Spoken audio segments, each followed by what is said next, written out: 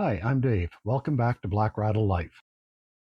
In our last video, we talked about the 5 questions you have to answer if you want to build a house.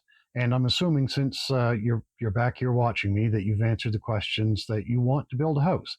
So now we'll get into the nuts and bolts of what gets started. First off, you have to buy a piece of land, and that can take a while. It's a huge financial impact in the house. If you buy a piece of land on the water, you're going to pay a lot more money. But if you want to have the views, have the water facilities, it may be worth the money to you. If not, you can save a lot of money on your build by building off water.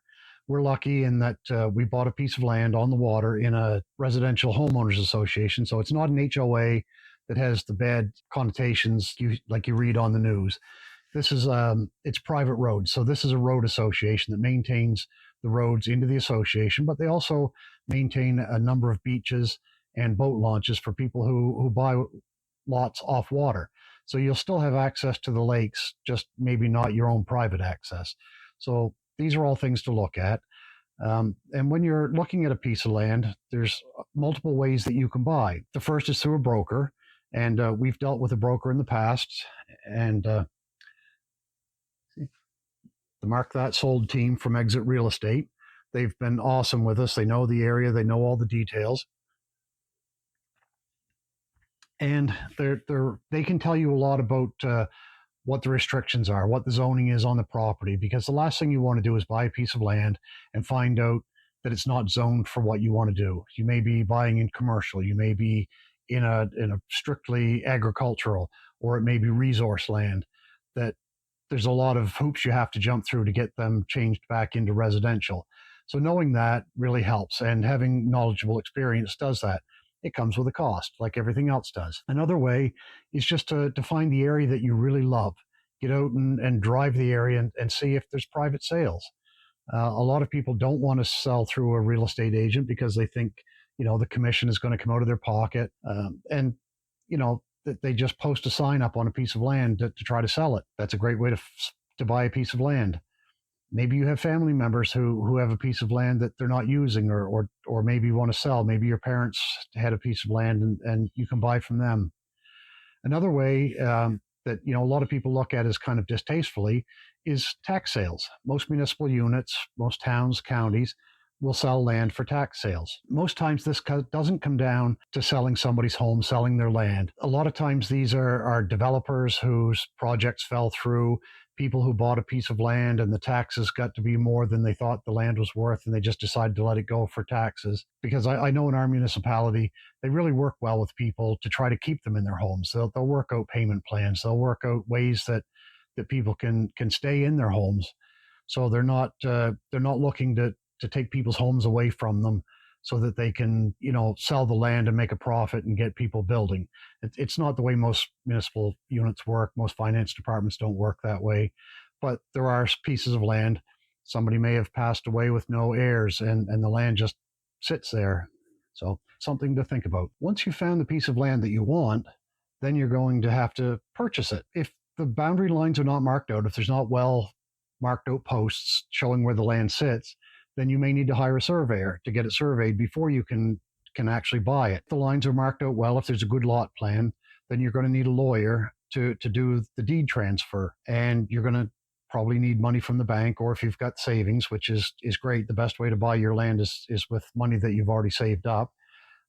Then you're going to buy the land and have it transferred into your name, and this can take anywhere from 4 to 8 weeks or longer if there's any complications that they run into. But 4 to 8 weeks is usually pretty standard for a piece of land or a real estate transaction to go through. Once you have the land, then your best bet is you've probably walked it a few times. I mean, if you're anything like me and like Melinda and I, we were out on the land while we were waiting for the lawyers to go through the process, and we were walking through and we were envisioning where we were going to build, where the house was going to be.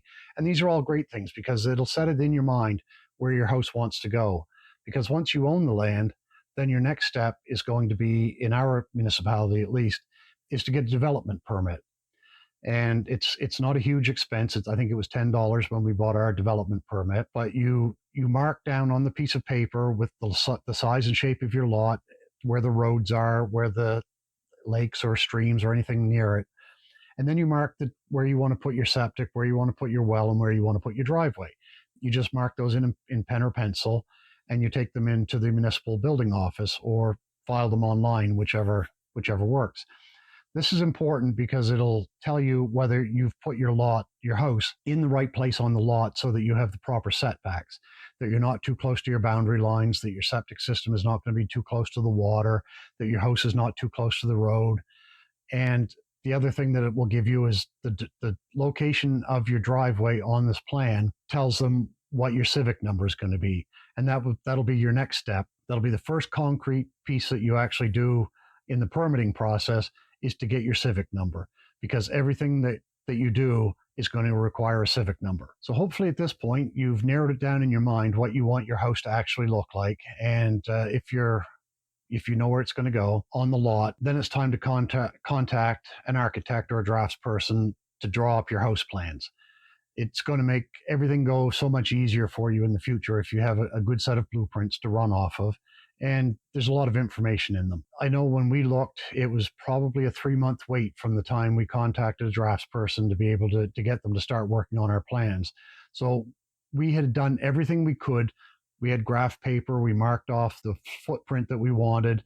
We cut out little pieces of paper that looked like the furniture that we were going to put in, and we arranged everything to make sure that we thought we had enough room to go through. And we kept rearranging things to get to the point where we were happy with the floor plan we could live with. And when our architect actually contacted us, we had something for him to go by.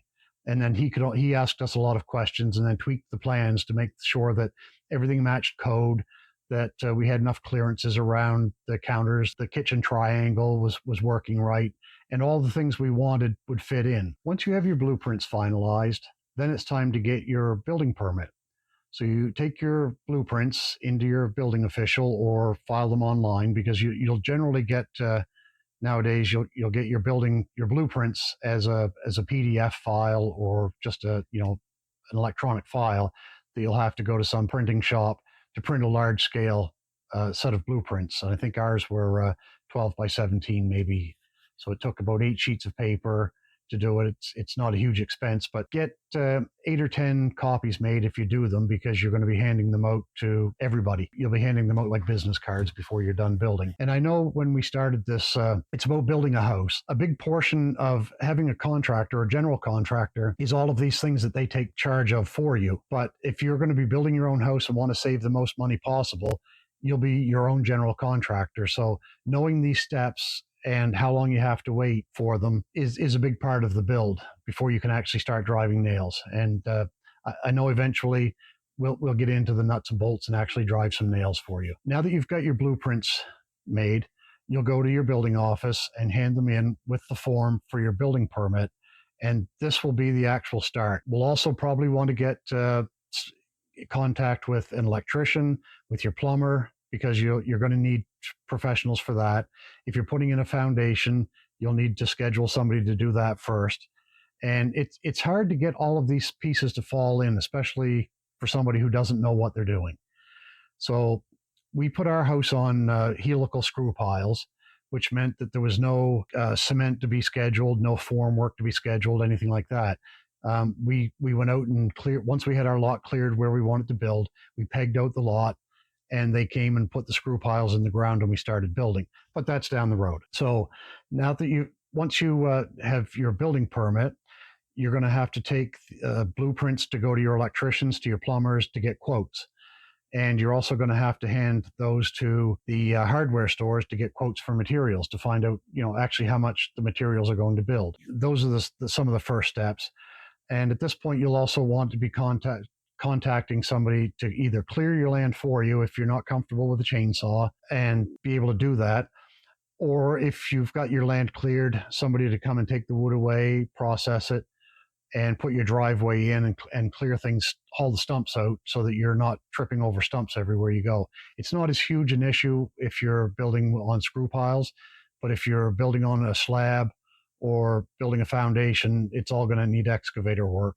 And a lot of people who run excavators and do that kind of work also are able to do septic systems. Some of them can design them for you. Some of them can only install them. So if you need an engineer, it's a good time to get an engineer to design your septic system and get the Department of Environment approval so that your septic system can go in. Depending on how you've laid your house out on the lot, you may want your septic system to be on the opposite side of your house from your driveway. So you really don't want them going around a new built house with an excavator, digging up the ground and trenching underneath to get your septic system in. That may well want to go first. If your septic system is going, if everything is going on the same side of the house as your roadway and entryway, then you can probably do that at a later date. Ours was between the house and the lake, so we had to be 100 feet back from the water and line our house up from there, but there wasn't enough room really for them to safely take everything around. So we had our septic put in well before, and contacting the guy who did our septic, John, he gave us a time frame that he was probably going to be about 2.5 to 3 months out before we got on the list to get our septic done. As it turned out, he was quicker than that, and it surprised us, but those are good surprises when they happen to you. Another item to do once you have your house location with your development permit and your lot is bought and everything is pegged out where your house is going to be is getting your utilities. You're going to have to schedule somebody to come in. With Nova Scotia Power here in Nova Scotia, we had to have our lines scoped where our power lines were going to be. So they come in, they look at where the pole is that they have access from, where your house is going to be, and they tell you, they line it up with pegs on the ground and tell you that you have to have 16 feet of clearance from the power lines coming in up to a height of 33 feet. So you're going to end up cutting a lot of trees down to get power into your house. If you go the other option of burying your cables, it's going to add quite a bit to your expenses because it's going to be a deep trench, heavier armored wire. That's a trade-off whether you want power lines coming in or whether you want everything underground. And if you're building in a jurisdiction that has gas, that's another complication that you have. We didn't have that, so we just had to have our lot scoped. And we thought that they would be able to come in the driveway that we had originally cut out. They came in from a different pole. They didn't like the direction we had picked. So we basically had to cut down another 25 trees, large trees, to get room for the power lines to come in. So we didn't like taking all the trees down, but sometimes you don't have a choice. Once you've got all of this stuff done, I mean, it seems like it takes forever, from buying the land to getting the blueprints done, to getting your permits, to getting quotes on contracts, getting contractors in place. It can take anywhere from 5 to 8 months before you actually get the work done. And this really surprised us. We started our process without buying the land because we already owned the land at the time. So that knocked about 2 months off. But we started our process in July, and we didn't actually have the first contractor on site with the house itself. We had the septic done earlier, but the house itself, the first contractor came to put the screw piles in the middle of December. If you're building your own house and you move at a pace that was similar to what we do, it's going to take you, 9 months to a year to actually build the house. You're going to be working through a winter. If you can plan your time and if you have the ability to start planning over the winter and start building in the spring or early summer, then your house is going to be closed and weather tight when you hit winter, and it's going to be a lot more pleasant working inside in the winter than it is putting roofing on or being up on the roof, standing walls up, being on staging, being on ladders in the cold winter months. We don't always have a choice of when we do these things, but yeah, our choice was not the ideal one. When you have your blueprints and go to a hardware store, you'll probably want to get quotes from 3 or 4 or 5 hardware stores, depending on the number of them there are in your area. And each one of them will want a set of your blueprints, and they'll do what's called takeoffs, where they measure out, they look at the blueprints and see what sizes of floor joists, what wall studs, what sizes of everything you need, what's required, how many beams you're putting in, everything that you wouldn't think of yourself.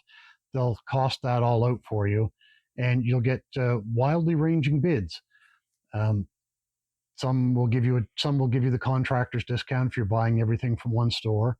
If you're not buying everything from one place, you may have to pay full retail price, which is considerably higher.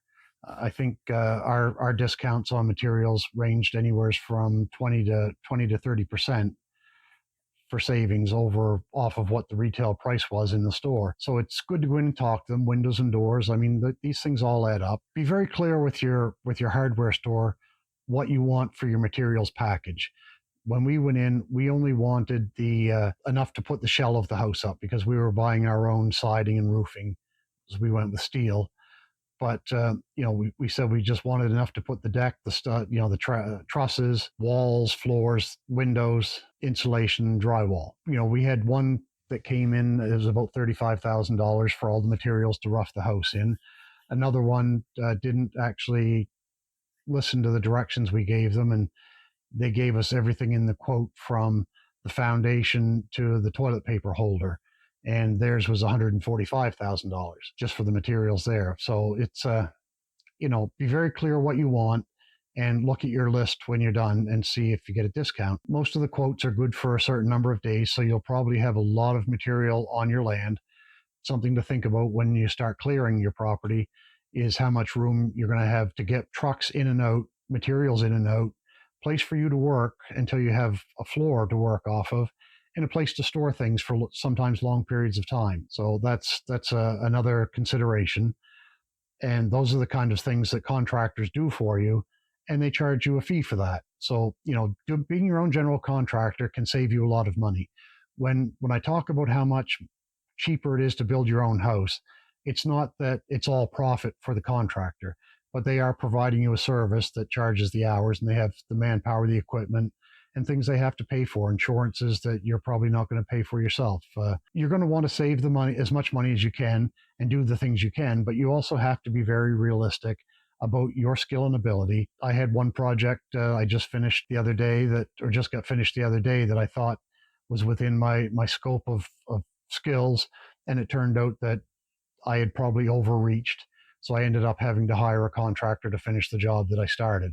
So, and these may happen, but try to make a realistic evaluation of your abilities, and keep your house plans as simple as you think you can manage, because things are going to be harder than you thought they were. All right, a couple of things I forgot to mention earlier was trusses for your roof.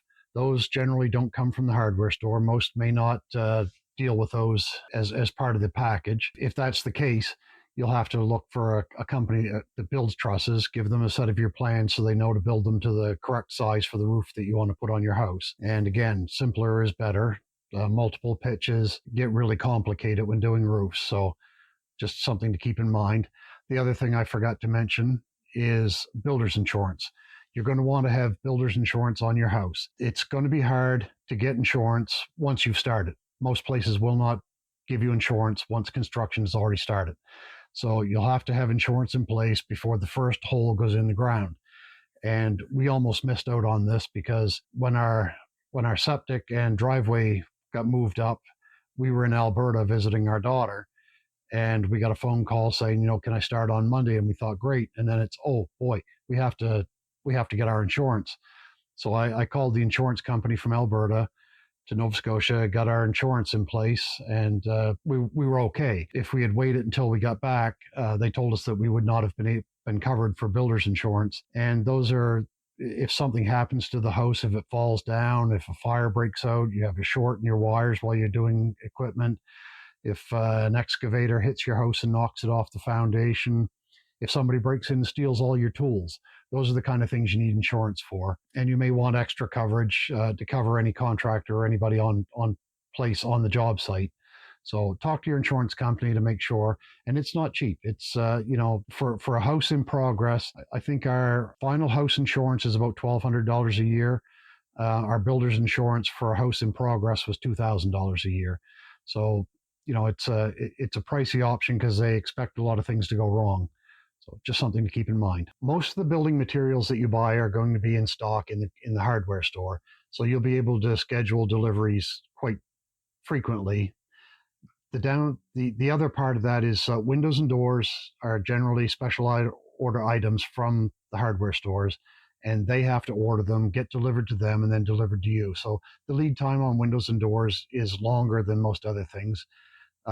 Fittings like showers and tubs, washer, dryer, fridge stove, all of those appliances all take a little bit longer lead times as well. You won't want to wait until the day you're ready to put your tub in, have your plumber coming and say, can I get it delivered on Monday? They'll probably say, yes, you can have it on Monday, but Monday next month.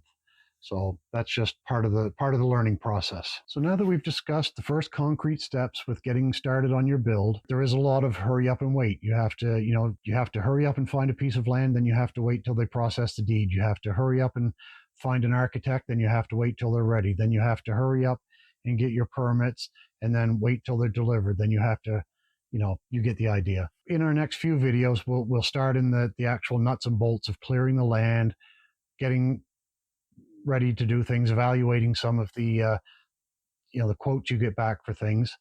And since there's going to be a lot of waiting time, we'll probably show you a couple of videos, maybe, or one, at least one, of some of the things that we do in the area for fun, things why we love the area, and why we chose this area. So thank you for joining in, and thanks for staying to the end of the video.